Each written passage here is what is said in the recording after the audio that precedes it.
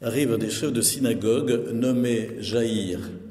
Voyant Jésus, il tombe à ses pieds et le supplie instamment. « Ma fille, encore si jeune, est à la dernière extrémité. Viens lui imposer les mains pour qu'elle soit sauvée et qu'elle vive. »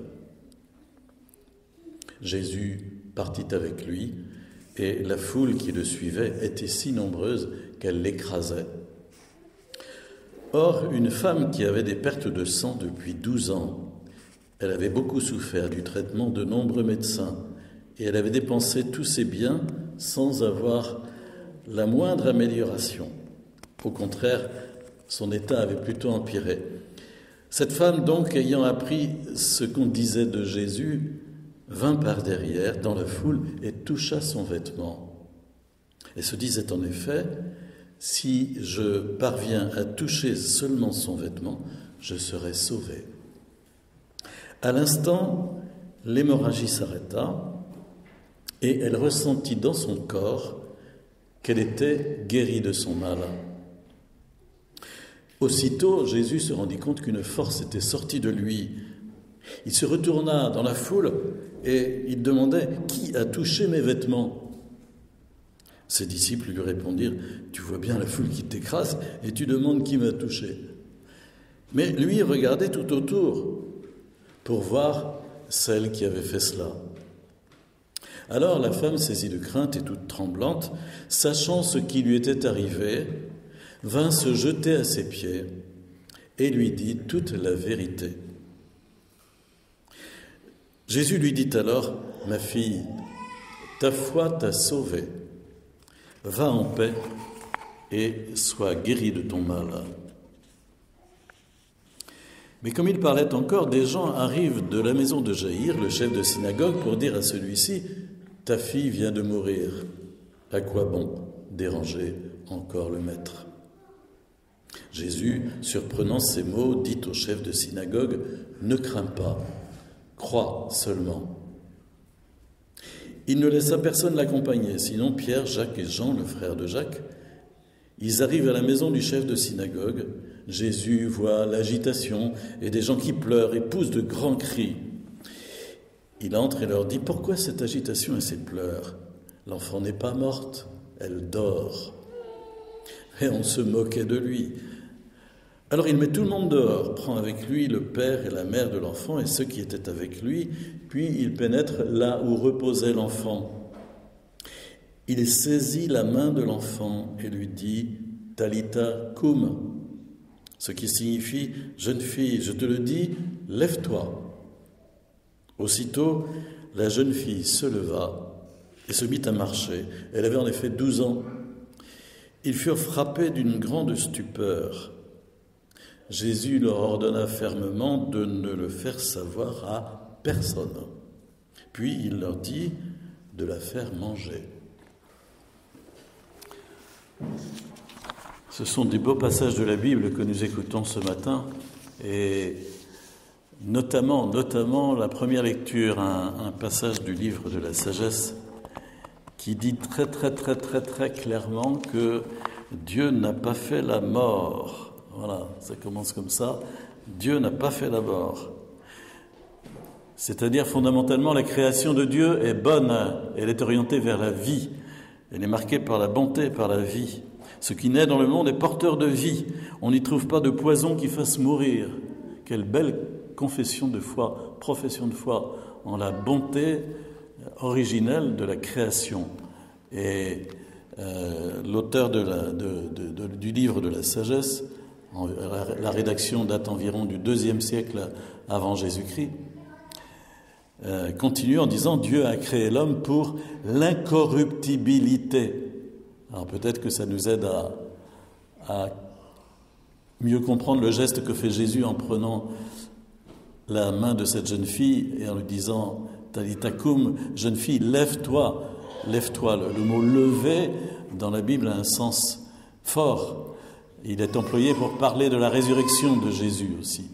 Et donc, quand on nous dit que Dieu a créé l'homme pour l'incorruptibilité, il y a à travers cela aussi une annonce de la résurrection, d'une certaine façon.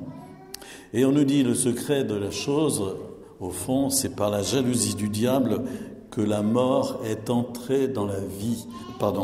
Que la mort est entrée dans le monde. C'est par la jalousie du diable que la mort est entrée dans le monde. Pas seulement la mort physique, peut-être aurait-il fallu mourir comme la Vierge Marie qui, elle, a été exemptée du péché d'origine, nous le montre à travers son Assomption. Peut-être aurait-il fallu faire un passage vers la gloire de Dieu. Mais en tout cas, la mort au sens spirituel provient du démon.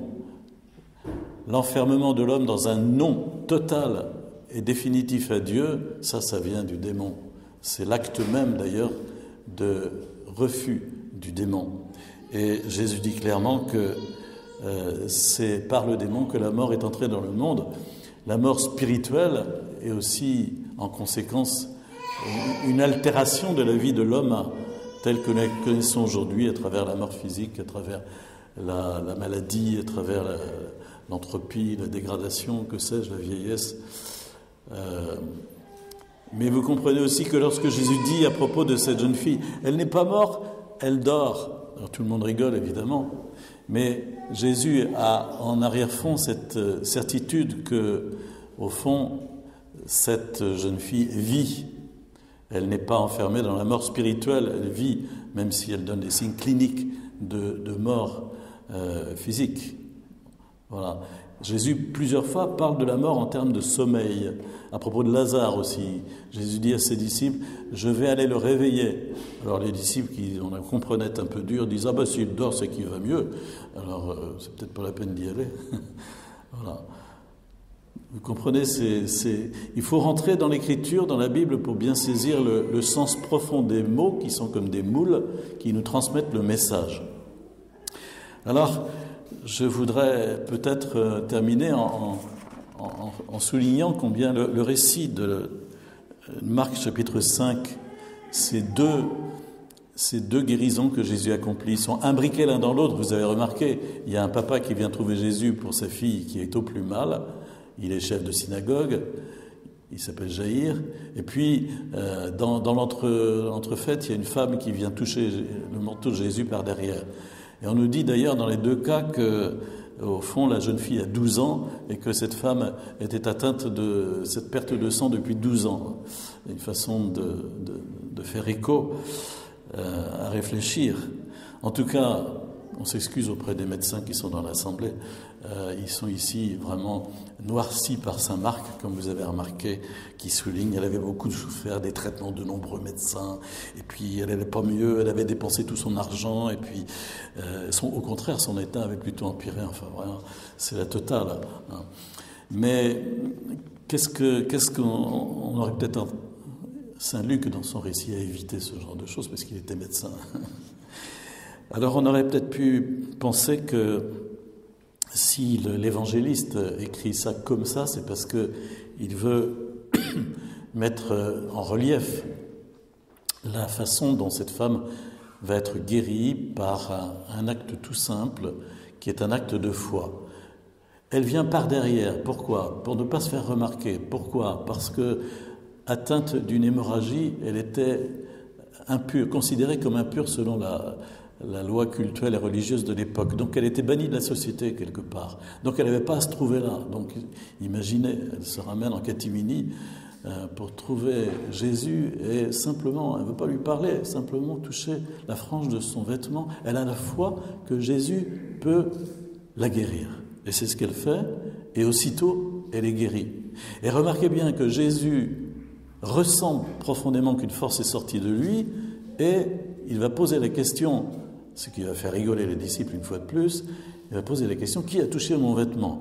Et les disciples disent, mais enfin tu vois tout le monde se bouscule ici, il n'y a pas la distanciation sociale, et comment peux-tu dire qui m'a touché ? Tout le monde t'a touché. Et... Non, Jésus cherche. Ça veut dire beaucoup de choses, ça veut dire d'abord qu'il n'est pas médium, il ne sait pas. Il ne sait pas qu'il l'a touché. Il n'est pas rentré dans le psychisme de cette femme pour avoir leur enseignement. Jésus respecte l'être humain tel qu'il est. Et puis en même temps, qu'est-ce qu'il veut ? Il ne veut pas lui faire des reproches. Cette femme va venir toute penaude pensant recevoir un savon, mais pas du tout. Jésus va lui dire, eh bien, ma fille, ta foi t'a sauvée, va en paix, sois guérie de ton mal. Il la remet debout. À la jeune fille, il va dire, lève-toi.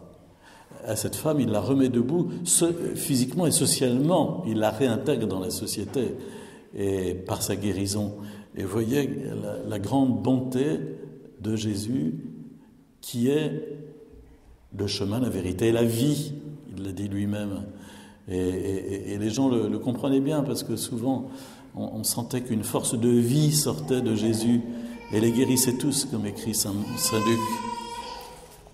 Alors c'est très beau, ces deux récits qui sont imbriqués l'un dans l'autre, et la façon dont Jésus, précisément, attend la foi. Et quand il voit, en arrivant chez Jaïr, qu'il y a les pleureuses qui sont là, vous savez, les pleureuses en Orient, c'est pas rien, ça fait du bruit, c'est les pleurs officielles quand il y a un décès, et il met tout le monde dehors, à dégager. Et il veut rester simplement avec les parents, et puis les 3 disciples qu'il a amenés, pour leur montrer, voilà, qu'il va non pas ressusciter cette jeune fille, c'est pas la résurrection, il va la rappeler à la vie.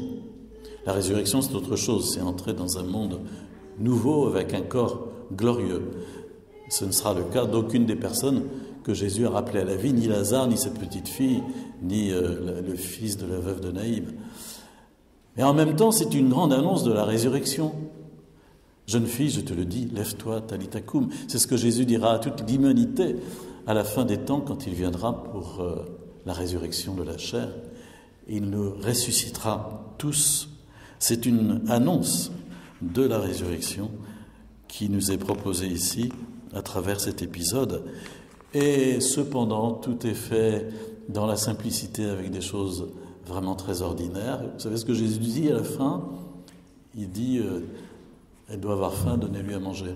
Voilà, ça nous remet les pieds sur terre. Il ne s'agit pas de fabuler dans des sphères stratosphériques, mais vraiment d'être attentif aux besoins concrets de chacun. C'est ce que fait Jésus pour cette jeune fille et pour chacun de nous. Il est avec nous, il s'occupe de nous.